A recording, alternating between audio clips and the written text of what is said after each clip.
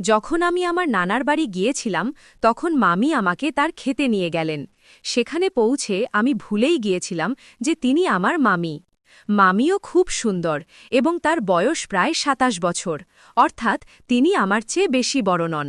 তার উচ্চতা আমার চেয়ে বেশি এবং শরীরও বেশি সুগঠিত।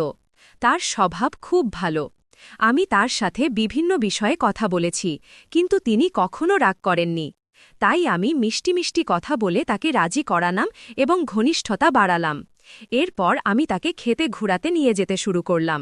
এই বছর আমি ১২তম শ্রেণী পাশ করেছি এবং একটি প্রাইভেট কলেজে বিয়ের ফর্ম পূরণ করেছি, তাই কলেজে যাওয়ার প্রয়োজন হয়নি। আমি নানিকে তার বাড়িতে রেখে আসছিলাম কারণ তিনি একা এসেছিলেন। নানি বলেছিলেন যে তিনি একা চলে যাবেন, কিন্তু মা আমাকে একা যেতে দেননি এবং আমার সাথে পাঠিয়েছিলেন। আমি এবং নানি সন্ধ্যায় বাড়ি পৌঁছালাম এবং বাড়িতে শুধু মামি ছিলেন। আমি বাড়িতে প্রবেশ করলাম এবং মামি নানির পা ছুঁয়ে প্রণাম করলেন। মামি তখন খোলা চুল এবং হালকা শাড়িতে খুব আকর্ষণীয় দেখাচ্ছিলেন। এরপর নানি মামা এবং নানা সম্পর্কে জিজ্ঞাসা করলে মামি জানালেন যে শ্বশুর বাইরে গেছেন এবং ১ সপ্তাহে ফিরবেন। তারপর মামি আমাদের জন্য চা বানালেন। ঠিক তখনই নানাও চলে এলেন। নানার আসার পর মামি মাথায় ওড়না টেনে নিলেন। আমি কিছুক্ষণ নানার সাথে বসে কথা বললাম। তিনি মা বাবা এবং ক্ষেতের বিষয়ে জিজ্ঞাসা করলেন। সন্ধ্যা হলে মামি খাবার বানানোর প্রস্তুতি নিতে লাগলেন। নানা পাতে খেলতে বাইরে চলে গেলেন এবং নানি আঙিনায় প্রতিবেশীর সাথে কথা বলছিলেন। আমি হলেই বসে মামির চিন্তায় মগ্ন ছিলাম।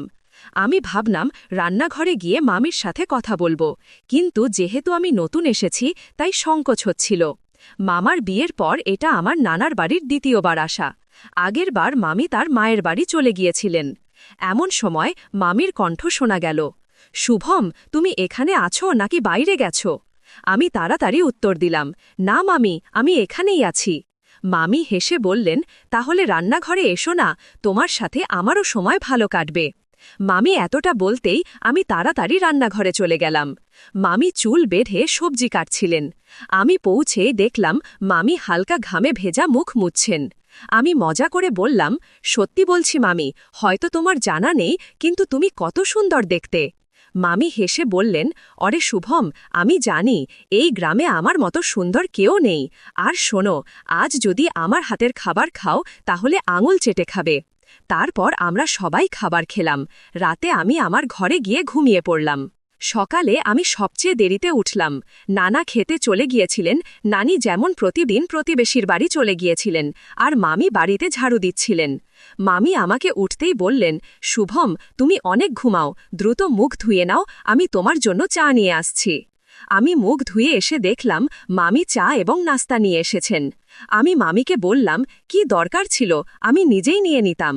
মামি আমার পাশে বসে হেসে জিজ্ঞাসা করলেন, কি শুভম, রাতে এত দেরি করে কার সাথে কথা বলছিলে, তাই তো এত দেরি করে উঠেছ?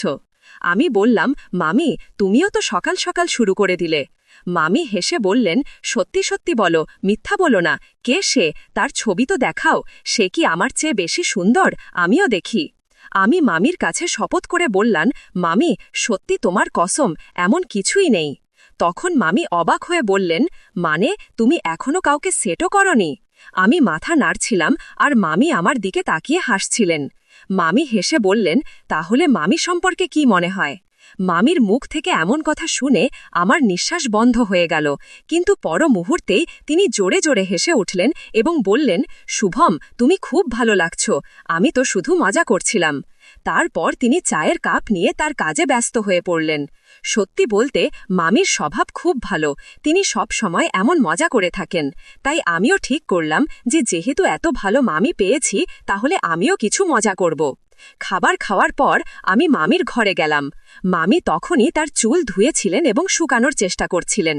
আমি ঘরে ঢুকতেই মামি বললেন, অরে শুভম, ভালোই হলো তুমি এলে, আমি তোমাকে ডাকতে যাচ্ছিলাম। সকাল থেকে আমার পিঠে খুব ব্যথা করছে, তুমি কি একটু বাম দিয়ে মালিশ করে দেবে? আমি তাড়াতাড়ি বললাম, অরে মামি, এ কথা সকালেই বলা উচিত ছিল, আমি আগেই বাম দিয়ে দিতাম, তোমাকে অকারণে ব্যথা সহ্য করতে হলো না। তারপর আমি মামির পিঠে বাম দিয়ে মালিশ করা শুরু করলাম।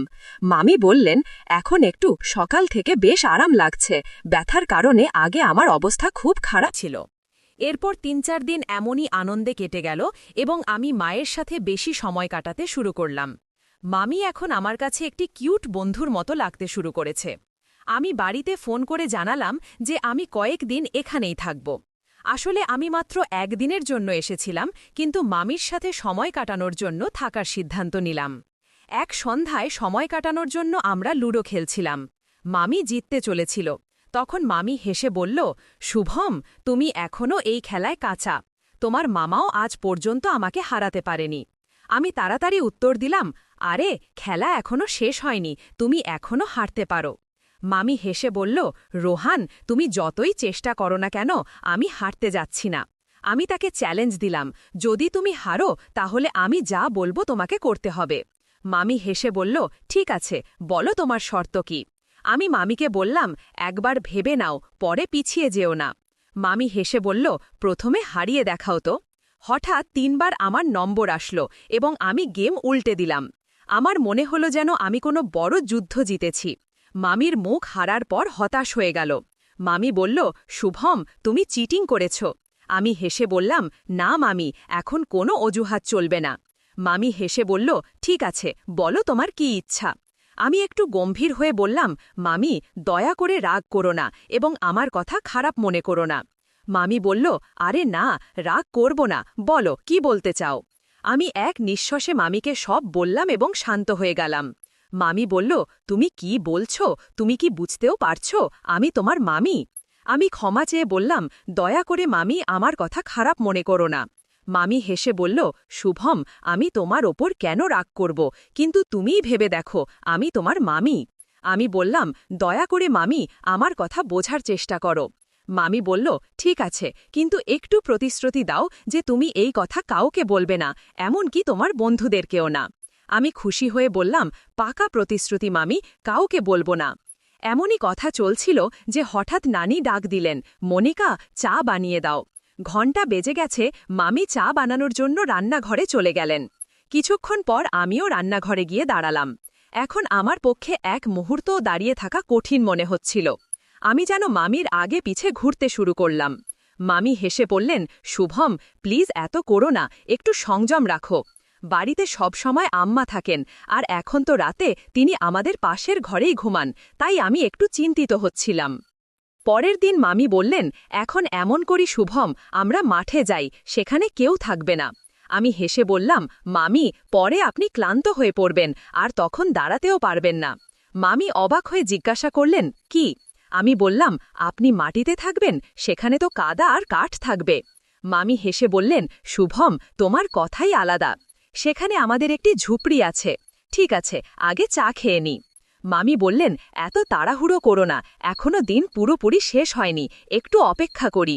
আমরা কথা বলছিলাম, এমন সময় আম্মা ডাক দিলেন, তোমাদের কথা শেষ হলে চা নিয়ে আসো।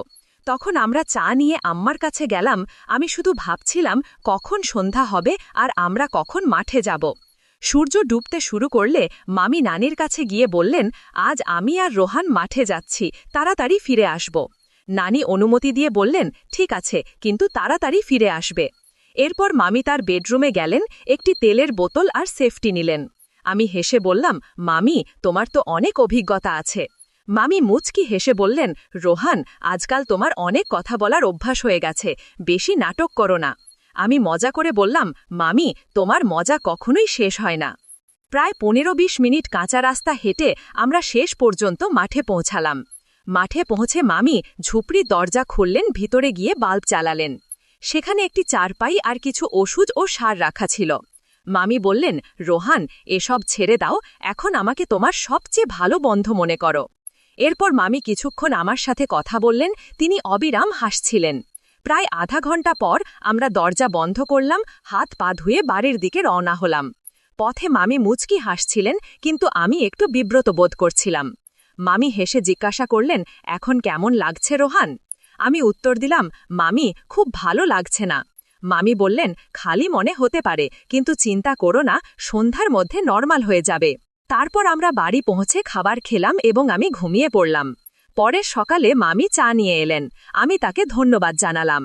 মামি হেসে বললেন, কালকের ধন্যবাদ আজ দিচ্ছ? আমি মামিকে বললাম, মামি, সম্ভবত কিছু ভুল হয়েছে। এমন করা উচিত ছিল না, কারণ আপনি আমার মামি। মামি হেসে বললেন, এখন তোমার ভুল লাগছে, কিন্তু এটা মনে রেখো, চিন্তা করো না।